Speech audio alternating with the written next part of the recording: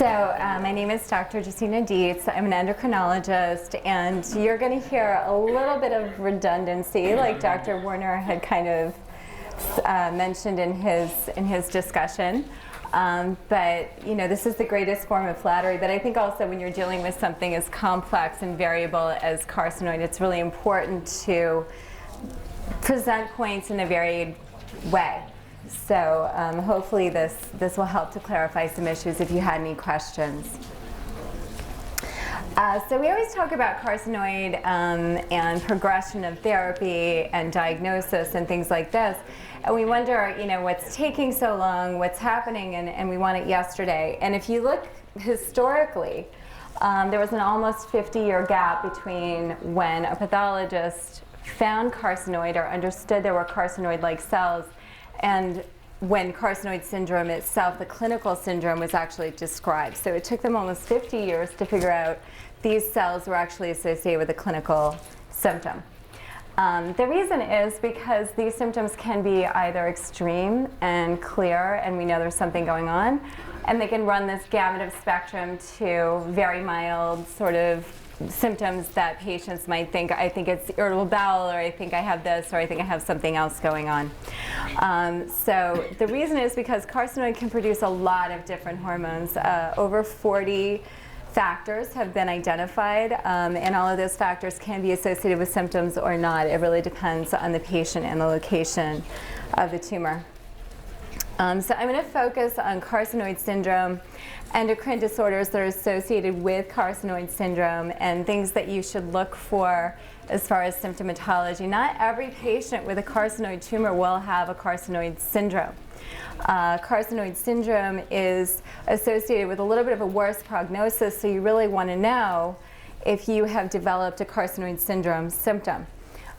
People who have identified carcinoid tumors may not always have symptoms initially, but this tissue can convert and change, and patients can become symptomatic in the future, so need to be followed really closely.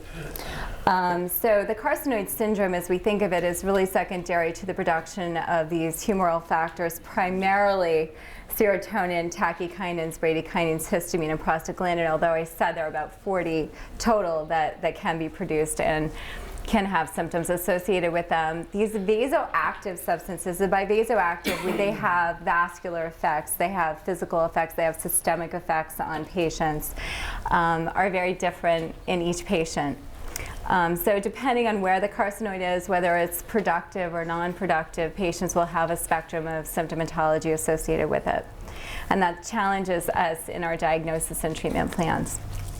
So there are 3 groups and 3 locations. You guys probably are familiar with the locations. I just wanted to kind of review. And I think the previous speakers did an incredible job of giving us a beautiful pictorial and description of where these things are and where they can present. Depending on where the carcinoid tumor is located, patients may or may not have symptoms associated. They may not develop clinical carcinoid syndrome. But like I mentioned before, you can have a conversion of those cells to a symptomatic state at any point in the process.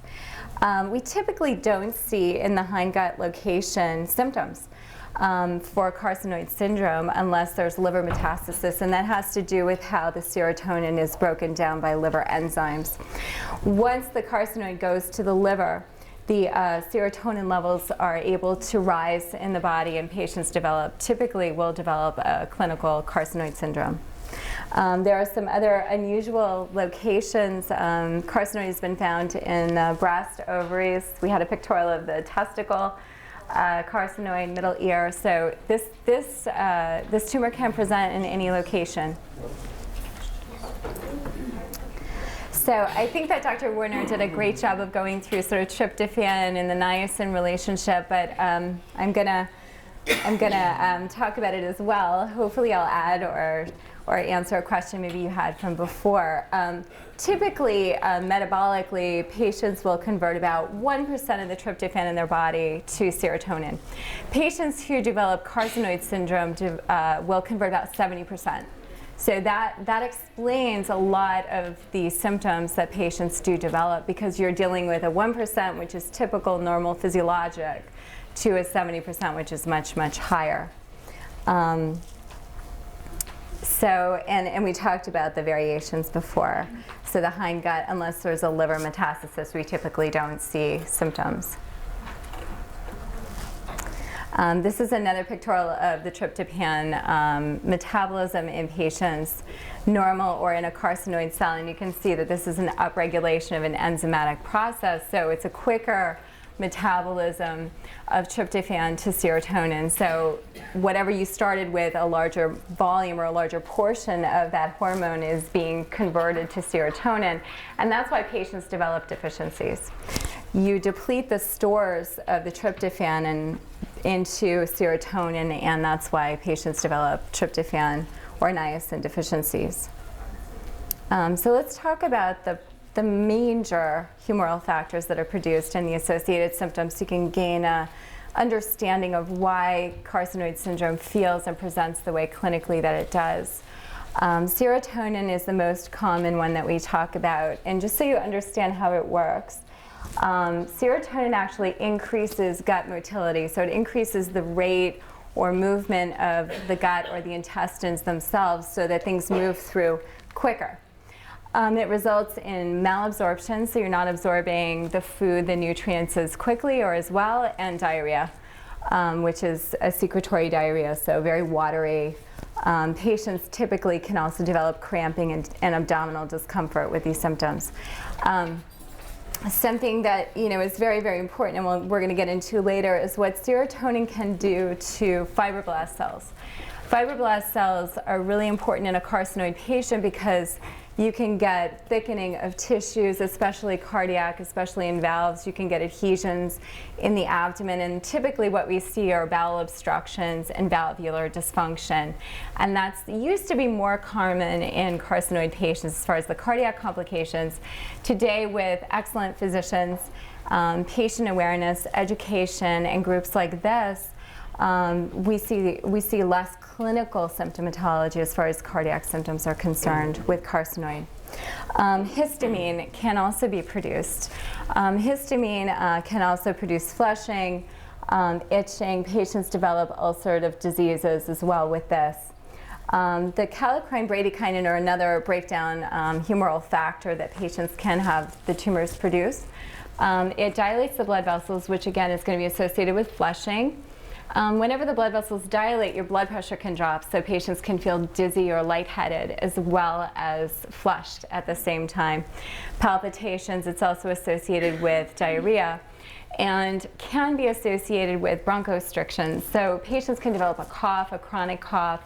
Dr. Warner mentioned this before. It's very rare to see asthma, although asthma can present in a carcinoid patient secondary to this mechanism. And prostaglandins associated with diarrhea. So, as I mentioned before, the diagnosis is really challenging, can be delayed for years because the spectrum of symptomatology is so variable. Depends on the location, the size, what the secretory product is from the tumor itself. So, as you can see, this is a systemic issue for patients, and these are all the locations that can be affected. The cardiac and the stenosis, the thickening, the fibrosis is essentially associated with the upregulation of the fibroblast cells, thickening the tissue. The GI symptoms can be caused by a lot of the different factors that I mentioned. The cough is typically histamine related. So in a patient who does develop symptoms, which is not every carcinoid patient, this is the breakdown of commonality of those symptoms. So most patients do have flushing, diarrhea. The heart valve lesions can be seen on echocardiograms and are relatively common. And the rest, go down in frequency, as you can see on the chart. So what is the trigger for flushing, and what does flushing mean? And there are actually 4 different types of flushing that I'm going to get into. Carcinoid patients are very sensitive to alcohol. This can be a major induction for their symptomatology. Spicy foods, stress, emotional, physical, infection, any kind of stressor for the body can induce the flushing. Initially, it was thought to be just from the serotonin, but as I showed on the previous slide, it can be from other humoral factors as well.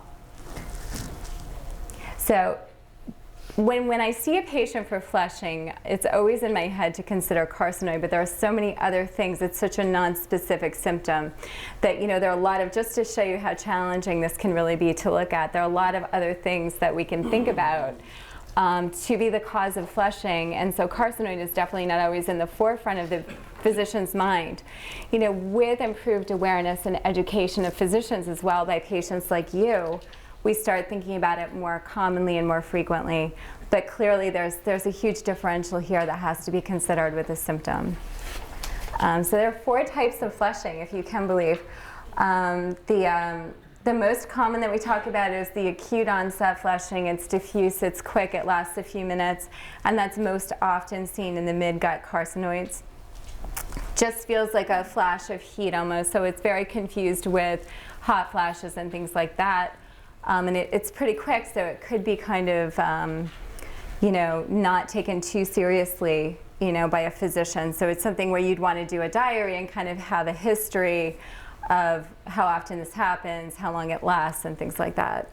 Violaceous flushing is seen more in patients who've had carcinoid for a long time. Maybe they were diagnosed, maybe they haven't been diagnosed yet. But the body and the patient has grown accustomed to the flush itself, and they don't really have a lot of symptoms.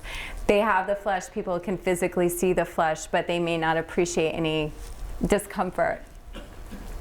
So just to kind of highlight what this would look like, this is more like a sudden or acute flush where you just see in the face redness, and the patient may say that they have symptoms. The violaceous flush is more subtle. You can see on this patient's nose sort of a purple distribution here, and that's called telangiectasia. It's dilated blood vessels, and that's from the humoral factors, from all the vasodilation, chronic flushing, chronic release of these hormones. Prolonged flushing can actually involve the entire body. So you can see even within the spectrum of flushing itself, it can be very variable. And that's usually associated with bronchial carcinoid, so more associated with pulmonary locations. These patients can also have excess tear formation. So it may not just be a flush, it can also be lactation, or not lactation, but lacrimation. Sorry. There's no lactation. Don't get nervous. The histamine related is patchy, bright lesions. Atypical flushing lasts a few minutes. It's different than the other flushes because it's not uniform, and I'll show you a picture of that. So you can see it's a little more spotty. The distribution is more irregular. Okay, and it still feels like a flush. The patient still has warmth and palpitations and discomfort, and that lasts a few minutes as well. Diarrhea is extremely common, and is one of the most worrisome and upsetting symptoms of the patient. A lot of times patients will see GI doctors and have multiple assessments prior to coming to see a physician who really picks up the carcinoid. It's an incredibly nonspecific but very upsetting symptom that people get. Typically, patients do really, really well with serotonin receptor antagonists like octreotide. There are some studies looking at Zofran, which is an anti-nausea medication. Ondansetron is Zofran. That seems to be working relatively well for patients. So the carcinoid heart disease, you see symptomatic-wise, although you did see it's relatively common, only 10 to 20% of patients really have cardiac symptoms associated with this fibrosis process. Like I mentioned before, this is serotonin-mediated, usually results in collagen deposits or thickening of the tissue within the valves themselves. It's usually tricuspid and pulmonic valves. And you can see regurgitation and thickening of the valves on echocardiograms. So this can be seen by a cardiologist. The left-sided lesions are primarily associated with pulmonary carcinoid just because of the way that the blood flows and the access of the humoral factors to the heart. So there are other factors that are involved. Growth hormone can be produced. That's another one of those 40 humoral factors that I mentioned. TGF-beta is an inflammatory marker, inflammatory hormone that can cause this process as well. So 70% of the lesions can be seen on echo. And again, early intervention, early diagnosis is the most important thing to prevent any progression of cardiac disease, and starting on meds like Sandostatin is incredibly helpful. The fibrosis can also happen in other areas. Intra-abdominal fibrosis is relatively common, where we can see bowel obstructions where the tissue is kind of pulled and tugged and moved and attached. Adhesions, you know, if you've heard of people having surgical adhesions, it's kind of the same concept. But this is without necessarily having surgery prior. So patients present with bowel obstructions. Very, very, very rarely you'll see bowel ischemia. It's very rare. We typically see bowel obstructions and just displacement of the anatomy itself. In some rare cases, you can see kidney dysfunction by kind of the same mechanism, you know, adhesions, fibrous tissue pulling the ureter and affecting, you know, the flow of urine and things like that. Patients always ask, you know, I have this diagnosis established, I have this complication established with carcinoid. If I start the medication, will it get better? And the answer is the lesions that have already been formed will not improve, but you will not form new lesions as long as you're well treated and the hormone levels are well controlled. So medical management, surgical management, whatever is indicated in these particular cases is the way to go, as well as managing the carcinoid itself. I showed you the picture of the telangiectasia on that gentleman's face on the nose. So this is, again, you know, vasoactive mediators dilating blood vessels, you know, and this is from, you know, chronic vasodilation, chronic dilation of blood vessels. Typically it's seen on the face, although you can see it on the body. It's relatively rare to see on the body. Peripheral edema, some patients will come in with something as nonspecific as leg swelling. Again, that's less common than some of the other complications that I talked about. Pulmonary manifestations. So again, this can be from either a fibrosis process or it can be from smooth muscle contraction and constriction, just like you'd see in an asthmatic type picture where there's a bronchospasm. Frank asthma attacks typically are not seen. But someone may come in with a chronic cough or say, you know, they have this respiratory issue or the reactive airway. You know, they may have some other symptoms associated with that, and then we have to start thinking about carcinoid. So tryptophan deficiency, I know Dr. Warner kind of touched on this. Tryptophan is really, really important. It's really important for protein synthesis. Patients can develop, if you have carcinoid, not known carcinoid, you can develop a significant protein deficiency from a tryptophan deficiency, and what that feels like is you feel weak, you lose your muscle tone. Your niacin deficiency can happen as well. It unfortunately can also cause diarrhea, so superimposed on top of the carcinoid itself. Patients can develop a very odd dermatitis. Thickening of the skin. The tongue can become red and swollen, may or may not be painful. The mouth may or may not be painful. But patients can also develop a significant cognitive impairment where their memory is really impaired, and that can be significant. So someone who has either undiagnosed carcinoid or carcinoid that maybe the levels are not that well treated, you know, really needs to be followed for the development of this deficiency, which also is known as pellagra. But it can be very dangerous and can cause death if not treated. So it's really important to be aware of that. So as an endocrinologist, I'm always interested in bone and bone complications. There are other neuroendocrine tumors that are associated with bone loss. And so there are a number of studies going on now that really look at bone and bone densities in patients with carcinoid. We look at men and women, which is great because typically we think of bone loss in relation to females only. But you guys have bone too, so we have to check it out. So there's this great study that looked at 46 patients, and it was about a 50-50% male-female breakdown, which is really great.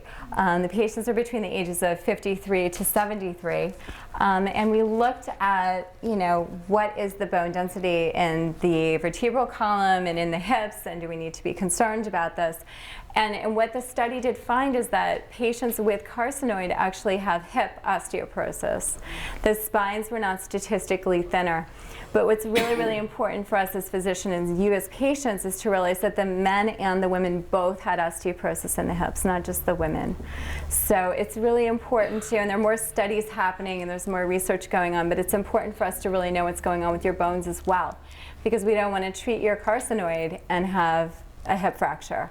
So this is something that's important to be aware of. The clinical relevance to patients as far as this bone information is that what they found is patients who have suboptimally treated carcinoids, so meaning the 5-HT levels are still elevated in the urine, on therapy or not on therapy, have been found to have the thinnest bone. So the question is, should patients in this category be on prophylactic medication? You know, should we give you Fosamax or Reclast or something like this to sort of prevent any sort of fracture or future issues or complications with bone loss? And the answer is we don't really know. The research is happening right now. It's important, I think, to get a baseline assessment and see what we're dealing with, what we're starting with, and then follow clinically and see if the carcinoid is suboptimally treated. We need to take a second look potentially at the bone and make sure that you're not losing bone. Carcinoid crisis, I'm sure you've heard this term before. It's extremely rare.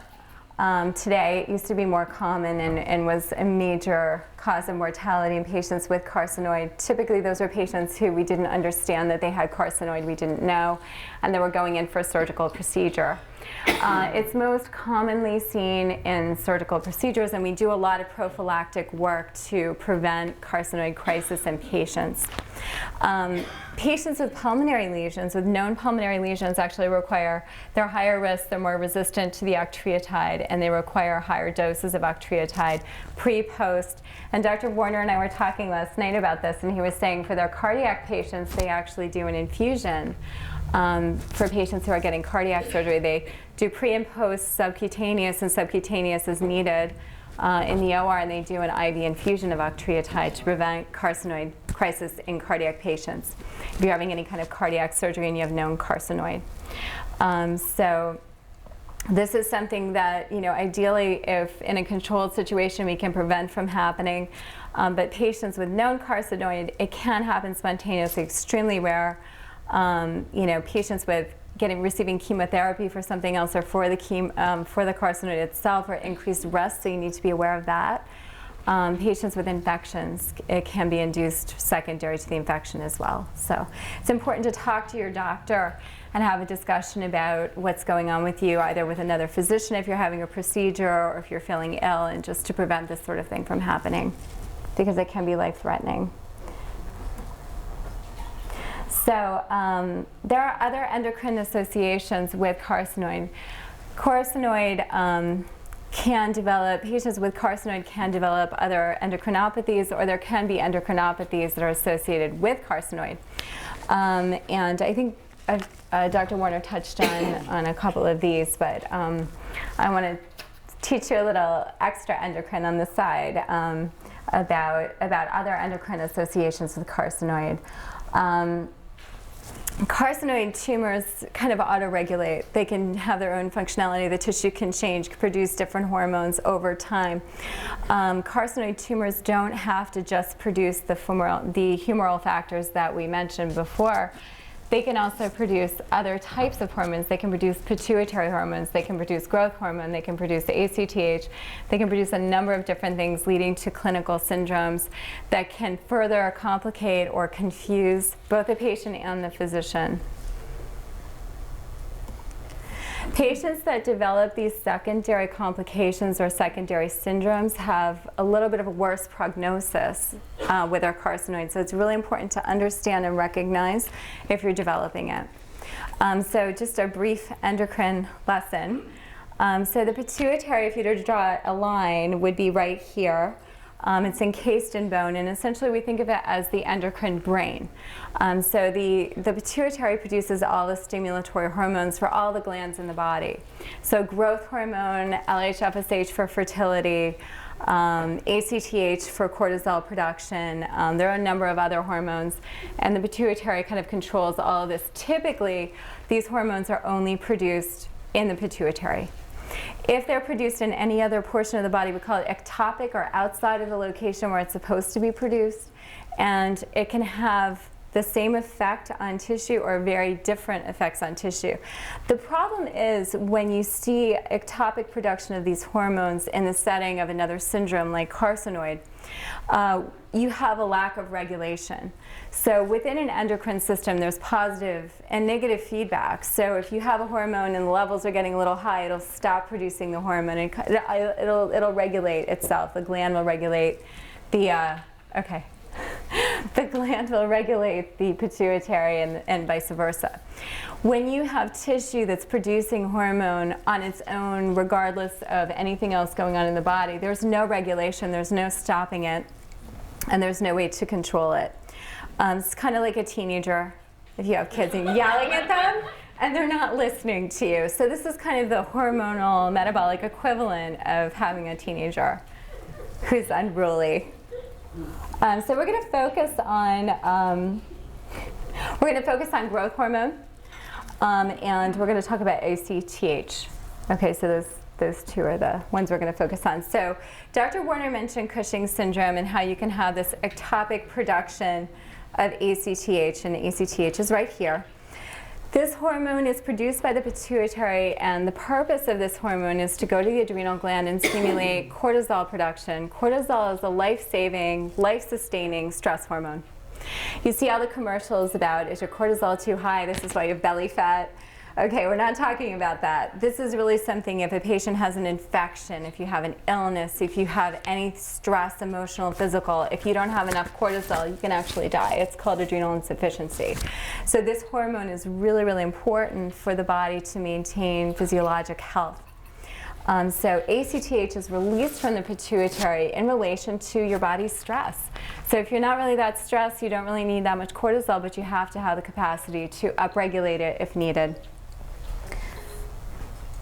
So Cushing syndrome occurs in about 1% of carcinoid patients.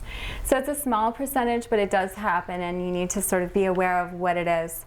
It's usually seen with pulmonic or thymic carcinoids. Okay, it can be seen with any kind of carcinoid, but this is the most common.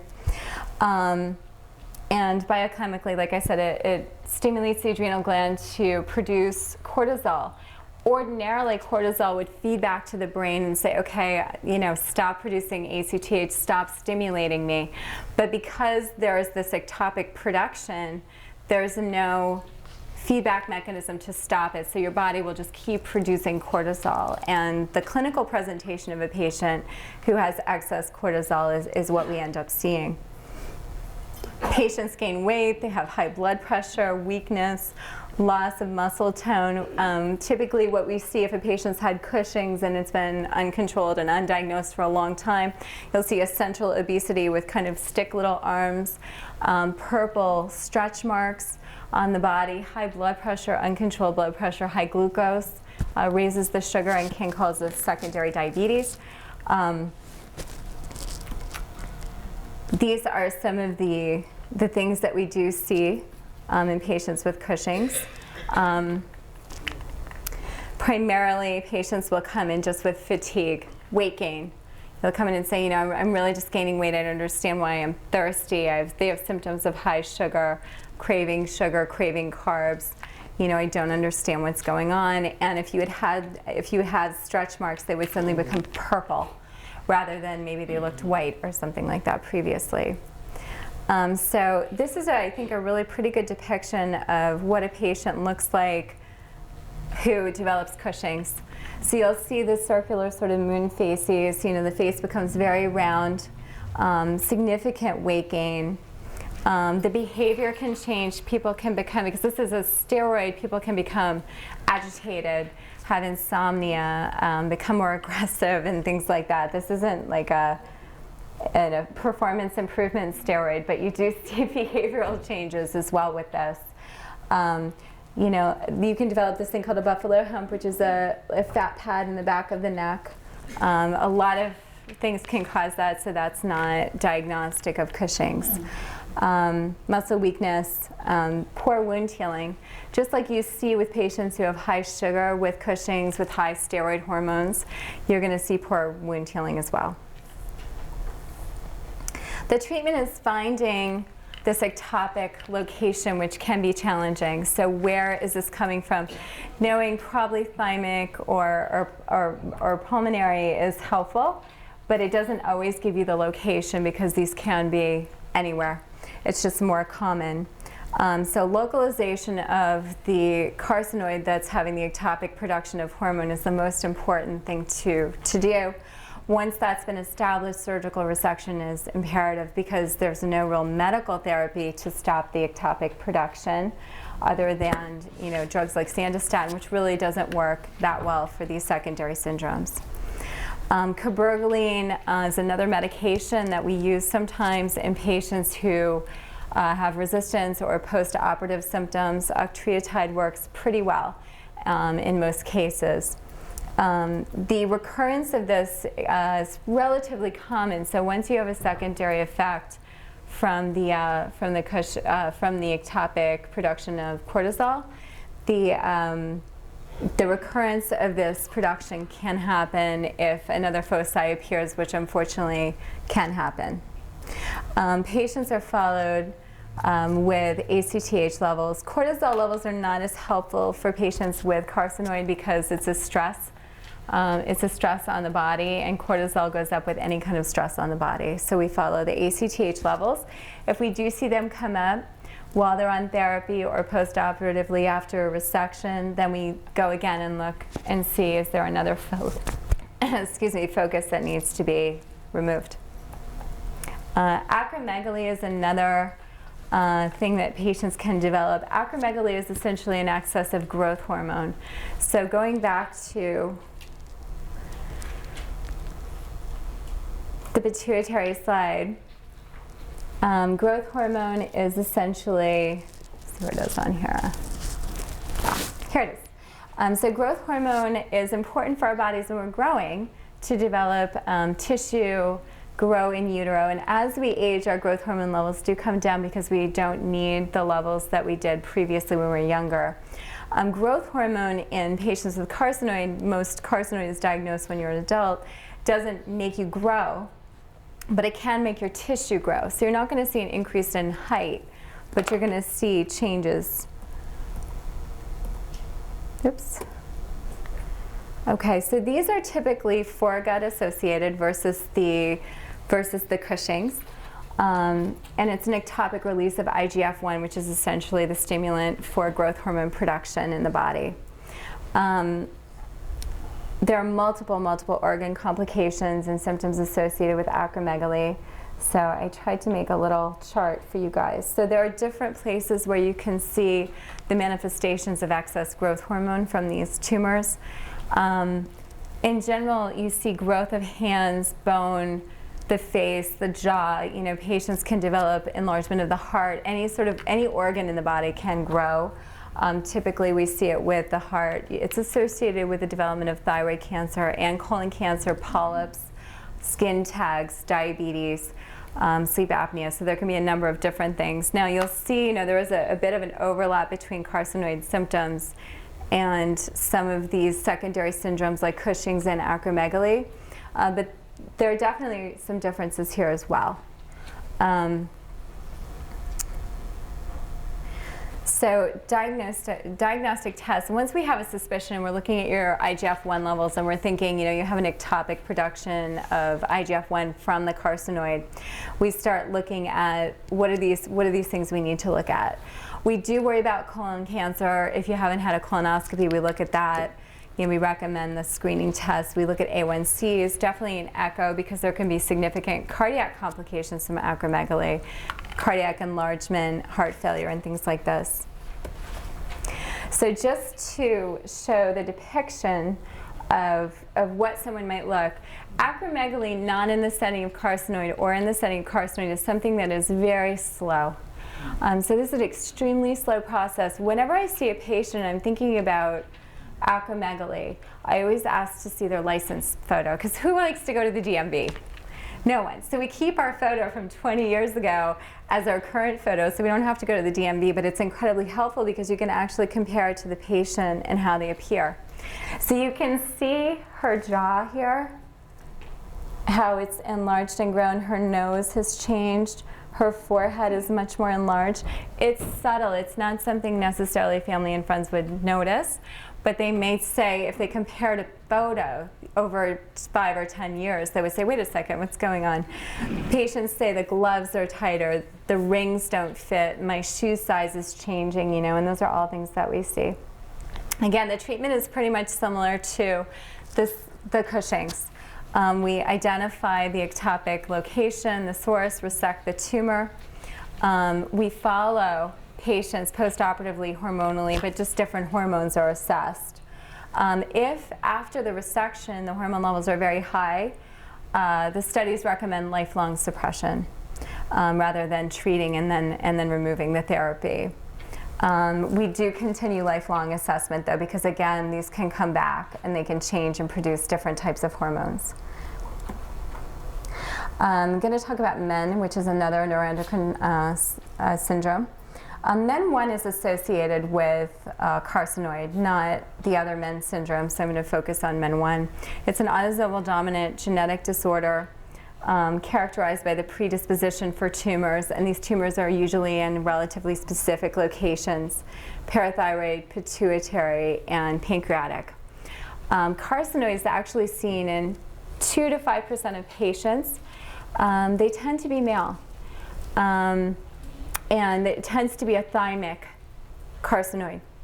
But again, you don't have to follow the directions on this. So all patients with carcinoid should really, with known MEN syndrome, should be followed to see if they can develop carcinoid at any point in their lifetime, and they can.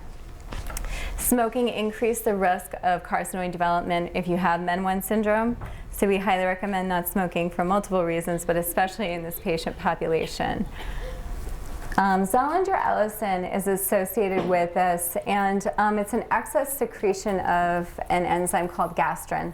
Gastrin can cause, I think, we saw a really nice picture of atrophic gastritis with a smooth mucosa, and there was a little carcinoid there.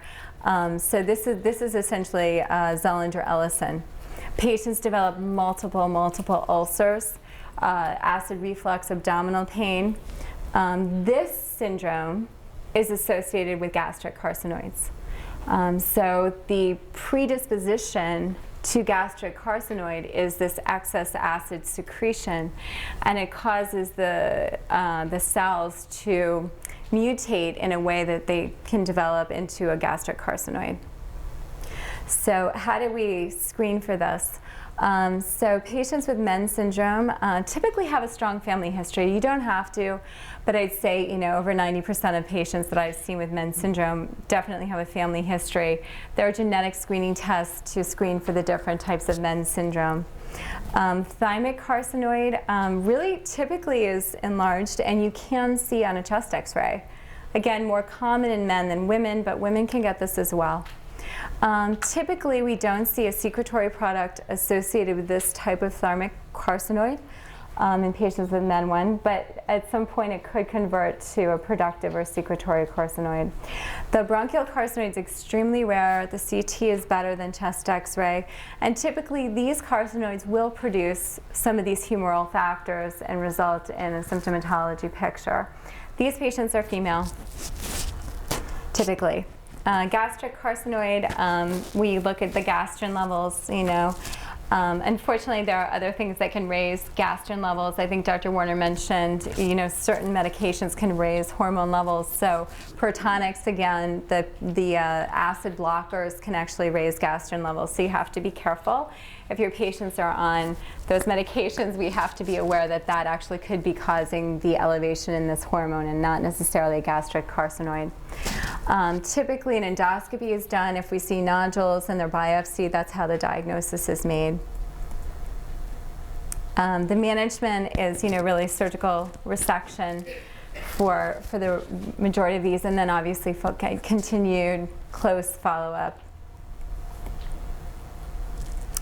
So hopefully, you know, we've gone through what carcinoid syndrome is, what it presents at, not as every patient would develop the symptoms initially, but at any point in the carcinoid process, you could develop the symptoms. So it's important to understand what they are and the potential organ side effects that are associated with it. Each patient is unique, and every carcinoid is unique. So your carcinoid can do anything. So education is the most important thing, and a great relationship with your doctor. And the most important thing is to never stop questioning or asking, you know, or postulating what we can do next. So that's it.